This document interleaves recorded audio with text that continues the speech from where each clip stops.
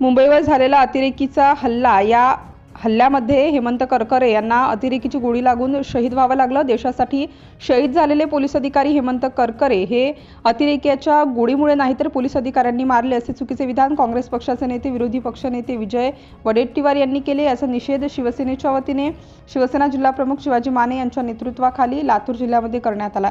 यावेळी उपजिल्हाप्रमुख सतीश देशमुख, विष्णू साबदे, ऋषीभाऊ कदम, शिवसेना युवासेना जिल्हाप्रमुख युवराज वंजारे, महिला आघाडी मीनाक्षीताई मुंदडा, कदमताई, मीरा पांचाळ तसेच पाटील संतोष बाळू दांडीने, मुन्ना कांबळे, त्याचबरोबर सोशल मीडिया अजय गजाकोश, अमित आवडे, आदित्य मस्के, बंटी भालेराव, सोनू कुलकर्णी, विजय सूर्यवंशी, महावीर चव्हाण, असंख्य शिवसैनिक या ठिकाणी उपस्थित होते।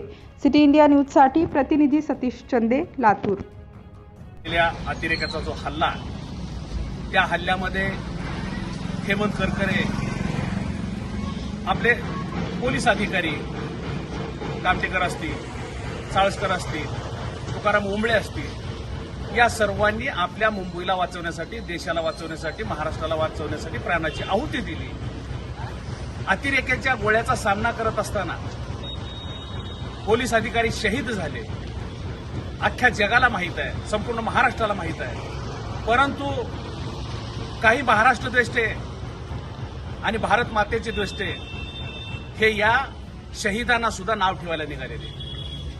शहीद हेमंत करकरे यांच्या शरीरातली गोळी ही गोळी अतिरेक्याची नसून पोलिसातल्या अधिकाऱ्याची आहे, असं वक्तव्य काँग्रेसचे विजय वडेट्टीवार यांनी केलेलं। लाज वाटायला पाहिजे।